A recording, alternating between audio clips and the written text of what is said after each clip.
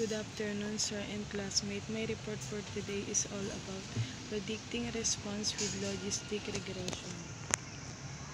Predicting responses with logistic regression involves using a binary logistic regressions model to predict the probability of an event happening or not. It's commonly used in a classification problems. Importance of logistic regression.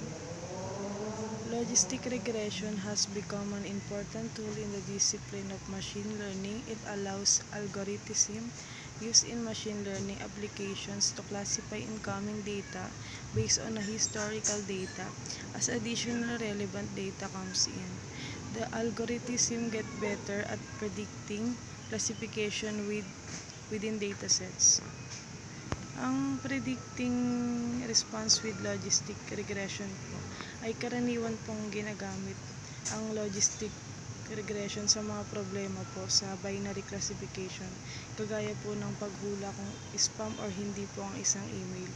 Ginagamit din po ito sa medical research para po mahulaan po yung mga probability po ng isang patient na mag-develop ng isang specific condition based po sa iba't ibang mga dahilan.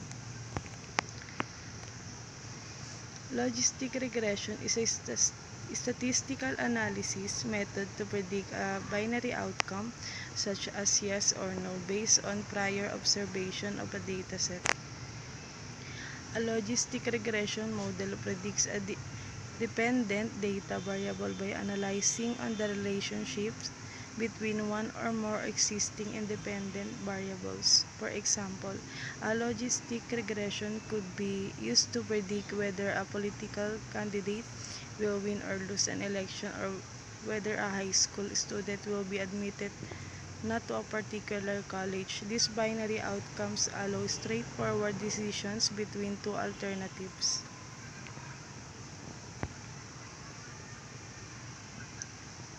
So, ang logistic model po is, ito po ay isang process ng research kung saan hinuhulaan ng outcome ayon po sa ginawang observation. Hinuhulaan po niya ang model ng isang logistic regression po ay sa pamamagitan po ng research sa relasyon sa pagitan ng isa o higit pang independent variable.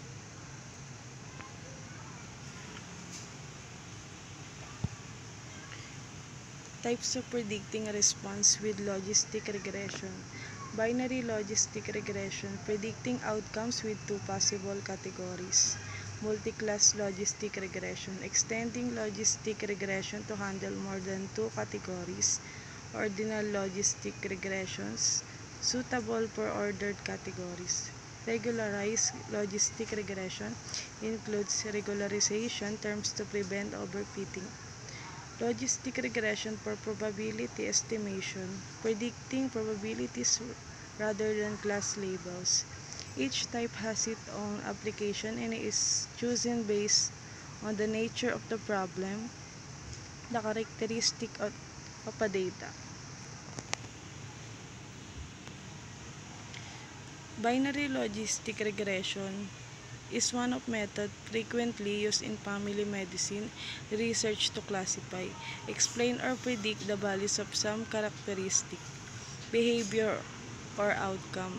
The binary logistic regression model relies on assumptions including independent observation, no perfect multicollinearity, and linearity.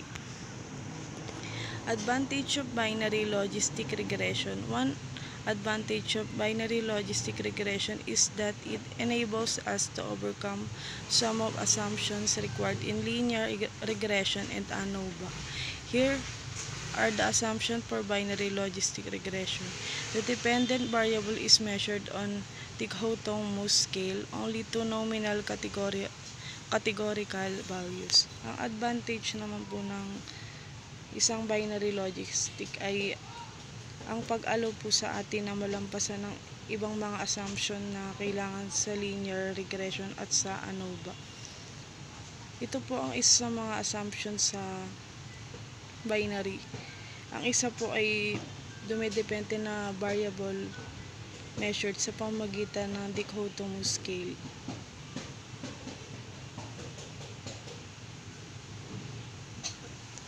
Multiclass logistic regression. Multinomial logistic regression is a classification technique that extends the logistic regression algorithm to solve multiclass possible outcome problems given one or more independent variables. Advantage of multinomial logistic regression. One of the main advantages of multinomial regression is that it provides highly interpretable coefficients that quantify the relationship between your features and your outcome variable. There are not many others models that provide this level of interpretability for multi-class outcomes. Isa naman po sa advantage sa multinomial po ay ang pagpo-provide po nito ng mga coefficient na nagbibigay kahulugan po na nagme-measure sa relationship sa pamamagitan ng iyong features and your outcome variable.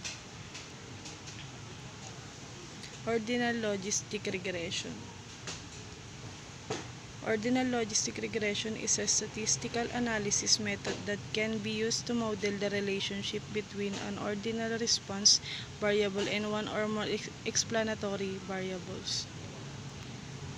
Advantage of ordinal logistic regression. The ordinal logistic regression model is a simple mode that has fewer parameters that need to be estimated than other regression models that can handle multi-class data. Given that two models have relatively similar performance, it is almost always better to go with a more simple model. Ito naman po ang ordinal regression po ay isang simple na models na may mas kaunting parameter po na kailangan pong i-estimate compared po sa mga iba pong models ng regression na maaaring humawak ng multi-class na data. Dahil ang dalawang modelo po ay mas magkatulad, it's better po na pumunta sa pinakasimpleng models. Regularized logistic regression. Regularized regression is a regression method with an additional constraint designed to deal with a large number of independent variables, aka predictors. Advantage of regularized logistic regression. Regularization helps you avoid overfitting by adding a penalty term to the cost function of your model, which measures how well your model fits the data. The penalty term reduces the complexity of your model by shrinking or eliminating some of the coefficients or of your input variables. Ito naman po ay advantage po niya na tinutulungan ka nitong maiwasan ang overfitting po sa way ng pag-a-add ng term of penalty sa cost function ng iyong model.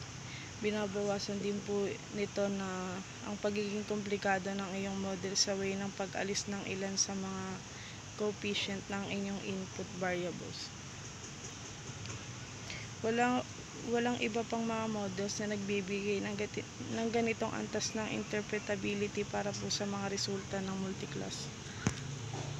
What is the advantage and disadvantage of logistic regression?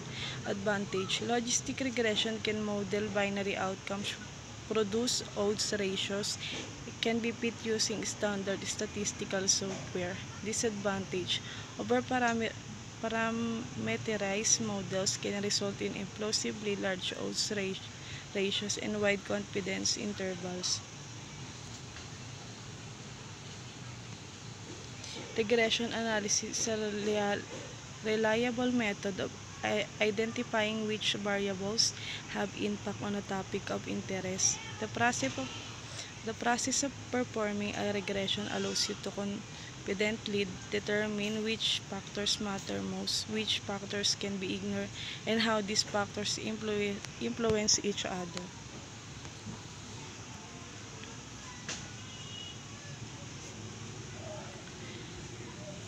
Ang research ng regression naman po ay isa pong trusted way of knowing kung aling mga variable ang may epekto sa isang title of interest.